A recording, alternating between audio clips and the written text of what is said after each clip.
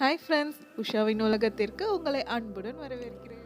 ஆடிப்பெருக்கு காவிரி அம்மனை வழிபடுவதற்காக நம் முன்னோர்கள் அமைத்து வைத்த அற்புதமான நாளுங்க. இந்த நாளில் நம்ம என்ன நல்ல விஷயங்கள் செய்தாலும் அது பெருகிட்டே போகும்னு சொல்லுவாங்க. இந்த ஆடிப்பெருக்கு பூஜை எப்படி வழிபடலான்னு வாங்க பார்க்கலாம். நம்ம சேனலை எல்லாரும் சப்ஸ்கிரைப் பண்ணிக்கோங்க, பக்கத்தில் இருக்கிற பெல் ஐக்கானை டச் பண்ணிக்கோங்க. வாங்க வீடியோவை ஸ்டார்ட் பண்ணலாம். ஆடிப்பெருக்குக்கு முக்கியமான பிரசாதம் காப்பரிசி செய்வாங்கங்க. இந்த அரிசியை காப்பரிசின்னு சொல்லுவாங்க, மசக்கரிசின்னு சொல்லுவாங்க. ஒரு ஒரு ஊரில் ஒரு ஒரு மாதிரி சொல்லுவாங்க. நான் இன்னைக்கு காப்பரிசி செய்கிறதுக்கு ஒரு சின்ன டம்ளரில் பச்சரிசி எடுத்து வாஷ் பண்ணிவிட்டு இந்த மாதிரி வடிகட்டுறதுல போட்டு 1 மணி நேரம் நல்லா தண்ணி வடித்து வச்சுட்டேங்க. நம்ம எந்த டம்ளரில் அளவெடுத்தோமோ அதில் 1/4 டம்ளர் பச்சைப்பருப்பு எடுத்து அதையும் வாஷ் பண்ணிவிட்டு இந்த மாதிரி வடிகட்டுறதுல போட்டு நல்லா தண்ணி வடித்து வச்சுருக்குறேங்க.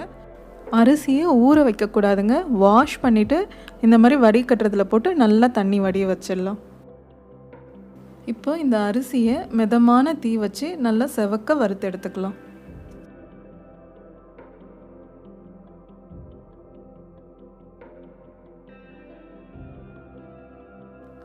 அதே மாதிரி பருப்பும் மிதமான தீ வச்சு நல்லா செவக்க வறுத்துக்கலாம்.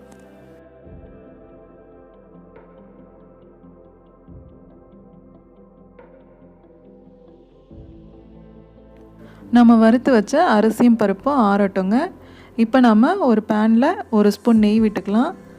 நெய் நல்லா காஞ்சதும் வேர்க்கடலை, முந்திரி, தேங்காய் 3ம் நல்லா வறுத்து எடுத்துக்கலாம்.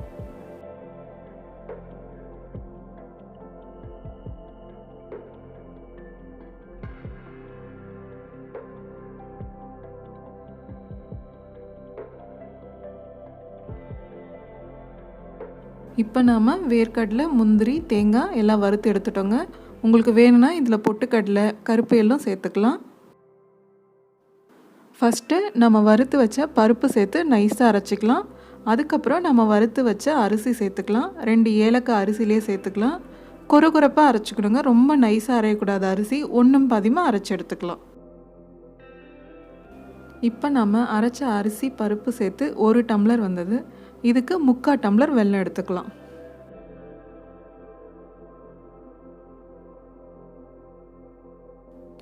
நம்ம முந்திரி வேர்க்கடலை வறுத்தோம் இல்லைங்க, அந்த கடாயில் கொஞ்சம் நெய் இருக்கும். அந்த நெய்யிலே நம்ம எடுத்து வச்சுருக்கிற வெல்லம் சேர்த்து கொஞ்சம் தண்ணி விட்டு அதிரசத்தை விட அடுத்த பதம், டங்கு பதம் வரைக்கும் நம்ம வெல்லம் காய்ச்சணுங்க.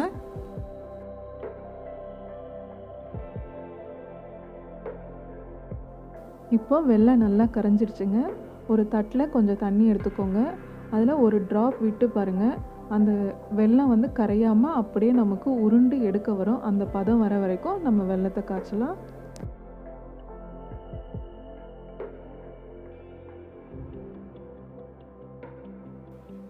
பாருங்கள், பதம் வந்துடுச்சு. இப்போ நம்ம வெல்லம் கரையவே இல்லை. இப்போ ஒன்று சேர்த்து நல்லா உருட்டி எடுத்தோன்னா நல்லா ரவுண்டாக உருண்டு வரும். ஒரு தட்டில் நம்ம போட்டோன்னா டங்குன்னு சவுண்டு வரும். இது தாங்க பதம்.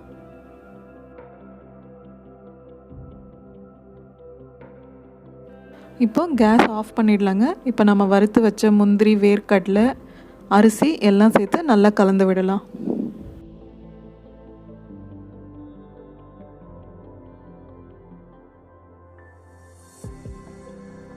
இப்போ ஒரு தட்டில் சேர்த்து நல்லா ஆற வச்சிடலாம். இப்போ இது நல்லா ஆறிடுச்சுங்க. இப்போ இதை நாம் குட்டி குட்டியாக உதுத்து விட்டுக்கலாம். வாங்க நம்ம பூஜைக்கு ரெடி பண்ணிடலாம். ஒரு மணையை நல்லா வாஷ் பண்ணி எடுத்துக்கோங்க. அதில் நான் மஞ்சத்தூளும் அரிசி மாவும் கலந்து வச்சுருக்கிறேன். மஞ்சள் அரிசி மாவில் ஒரு சின்னதாக கோலம் போட்டுக்கலாம். ஒரு தட்டில் பச்சரிசி வச்சு நம்ம போட்ட கோலம் மேலே வச்சிடலாம். நம்ம எல்லார் வீட்லேயும் கலச சொம்பு இருக்குங்க. கலச சொம்புக்கு மஞ்சள் குங்குமம் வச்சுக்கலாம். இப்போ இந்த கலச சொம்பை அரிசி மேலே வச்சிடலாம்.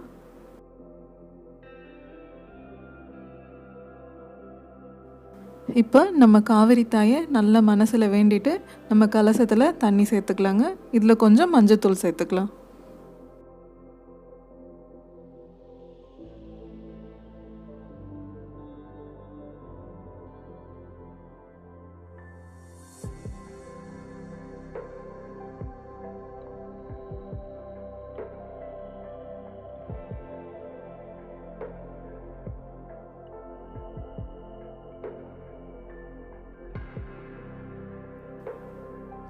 ஃபஸ்ட்டு பழங்கள் வச்சுக்கலாங்க.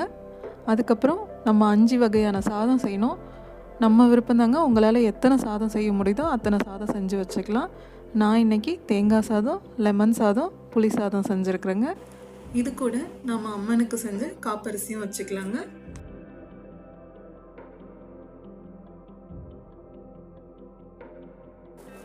இந்த ஆடி பெருக்கு அன்னைக்கு எது செஞ்சாலும் பெருகிட்டே போகும்னு சொல்லுவாங்க. அதனால் எல்லாரும் தங்கம் வாங்கலாமா அப்படின்னு சொல்லி கேட்பாங்க. தங்கத்துக்கு பதிலாக நம்ம கொஞ்சம் மஞ்சத்தூளும் கொஞ்சம் உப்பும் வச்சு வழிபடலாங்க. மஞ்சத்தூளும் உப்பும் மகாலட்சுமி அம்சங்க. அதனால் நம்ம மஞ்சத்தூளும் உப்பும் வச்சுட்டு மேலே ஒரு 1 ரூபி காயின் வச்சு அம்மனை வழிபடலாங்க. தங்கம் வாங்க முடிகிறவங்க தங்கம் வாங்கி வச்சு பூஜை பண்ணுங்க. வாங்க முடியாதவங்க இந்த மாதிரி மஞ்சளும் உப்பும் வச்சு பூஜை பண்ணலாங்க. நல்ல மழை வரணும், நீர்வளம் நல்லா இருக்கணும், விவசாயம் நல்லா செழிப்பாக இருக்கணும்னு காவிரி அம்மனை நம்ம வழிபடலாம். இந்த நல்ல நாளில் ஒரு 3 பேருக்கு அன்னதானம் பண்ணலாங்க. நல்லதையே நினைப்போம், நல்லதையே செய்வோம். நம்மளுடைய நன்மைகள் பெருகிட்டே இருக்கும். இந்த வீடியோ பிடிச்சிருந்தா லைக் பண்ணுங்கள், உங்கள் ஃப்ரெண்ட்ஸ் அண்ட் ஃபேமிலிக்கு ஷேர் பண்ணுங்கள். உங்களோட ஃபீட்பேக்கை கமெண்ட்டில் சொல்லுங்கள். நம்ம சேனலை மறக்காமல் சப்ஸ்கிரைப் பண்ணிக்கோங்க. அடுத்த ஒரு இன்ட்ரெஸ்டிங்கான வீடியோவில் உங்களை மீட் பண்ணுறேன். தேங்க்ஸ் ஃபார் வாட்சிங்.